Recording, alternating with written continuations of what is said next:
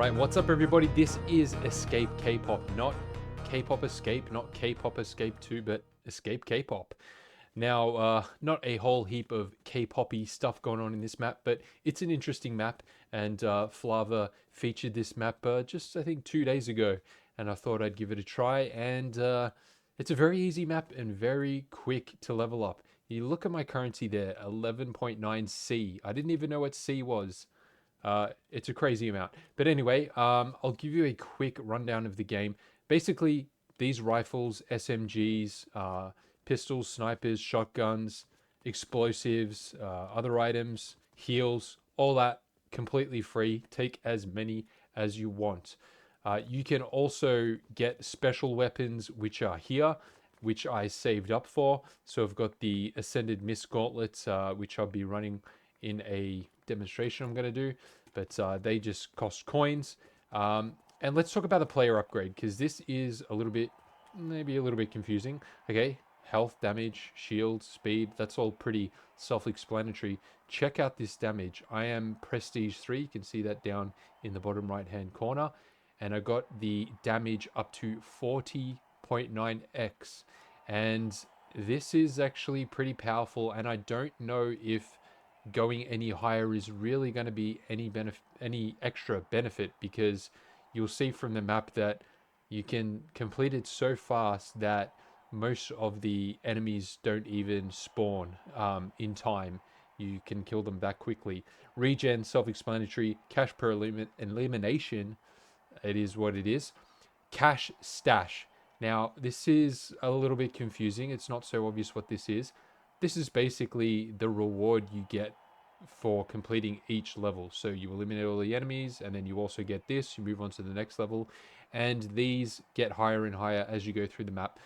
But I don't think that that is the best way how to progress. Well, maybe initially before you can get to the end of the map, because the health of the enemies gets quite high, so it takes quite a long time. So actually, I would focus on spending your money on this at the start, before you spend your money on what I'm about to show you. And we've got a little bit of a glitch here. It does happen. We'll see if we can get out of it. Otherwise, I'll reload this and we'll come back.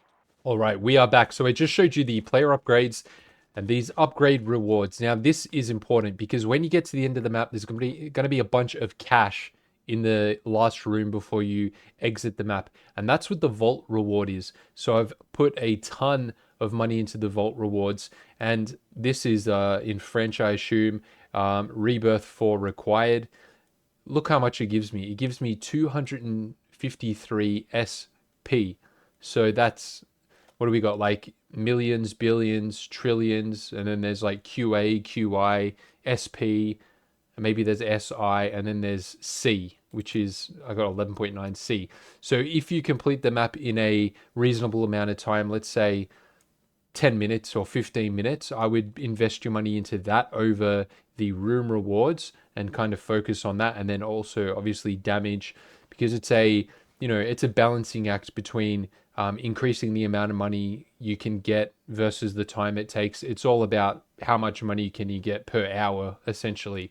So increasing your damage, increasing your speed, and increasing whatever you need to be able to finish the map or get the money quicker so that you can upgrade your damage primarily. We'll go to rebirths. Now, this is similar to both,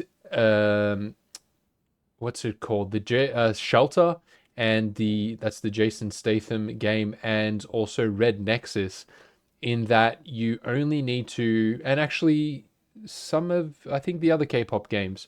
So the only requirements here that you need to meet are that you have at least, say, for Prestige Rebirth 4, is you have 853k, which is nothing, that you eliminate this many guards and clear this many rooms. Now, these, unlike Shelter, which they don't reset the number here on the left-hand side, so you can potentially rebirth multiple times without really doing anything apart from just gaining the amount of money required. This one does reset. So if I rebirth, it would reset my money and it would drop this down to 0 and 0, and then this other figure would be a little bit higher. Okay, so let's run the map. I'll show you what it's all about. So I like to run, well, the Ascended Mist Gauntlets are going to be the best. So we go to the special weapons. So we go over here. And this was a little bit confusing at first as well. Because it says owned, I don't think it's going to equip this straight away. Actually, I think it has what I had. Okay, that's interesting. It's got the slap cannon. You click there and you'll see that it doesn't equip it. So what you actually need to do, you click the X and then you can equip. Click out of that, boom, there you go. So we'll make that our primary weapon. That's all we're going to need, to be honest. We might grab a grenade launcher for the last level. I mean, it depends on health, but I've got an insane amount of regen and health, so I'm not too fussed with that. Explosives over here. Grenade launcher is going to be your best friend in this game. When you're grinding it up, 100% grenade launcher is what you need, because the later enemies can do some pretty big damage with the zap cannons. But anyway, let's run the map. We'll grab this. Hopefully we can get something around the 2 minute to 2 minute 15 mark. So pretty quick, 25 rooms. All right, let's go. Room 1, room 2, room 3. Just look for whether it clears, because you can see I was just getting fired from behind. Unfortunately, we've got a guy up here, so that kind of stalls us a bit. But if you make it quick enough, see how they're all spawning in that same point there. You can get them sort of quick enough so that they don't... see, we've got the boss there. We can just skip that. You can get them quickly enough so that they don't spread out. So jump on this. Slide across here. So this is the first time I've played the map in this particular lobby. So... I went the wrong way.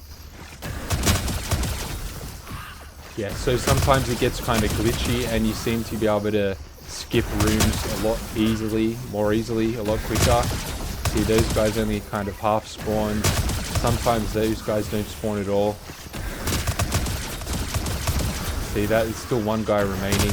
I don't think the game can kind of... Oh, see, there was an enemy there that prevented me from jumping. But when you first start, a few of these rooms, you've got to be very careful because they can do some big damage. Especially this room, they got zap cannons with the 40x damage. And this room too. They can really dust you quickly. So we've got 3 rooms to go, I believe. Yeah, this room is maybe the most dangerous room in the game. These ones are not intimidating whatsoever. And what I like to do up here, I just jump up here, throw a few rockets, a few grenades in there. Then we can... Oh, it's already cleared. So, look at that. Come on. Why can't we go through? I was going to go under 2 minutes then. See, I hit that in like 1:58. But yeah, that is how easy it can be. And to get to that level, I would honestly say it wasn't any more than 5 hours of play. I would say somewhere in the 4 to 5 hour mark. Anyway, if you found this video handy or informative, drop a comment and a like, and I will catch you in the next video.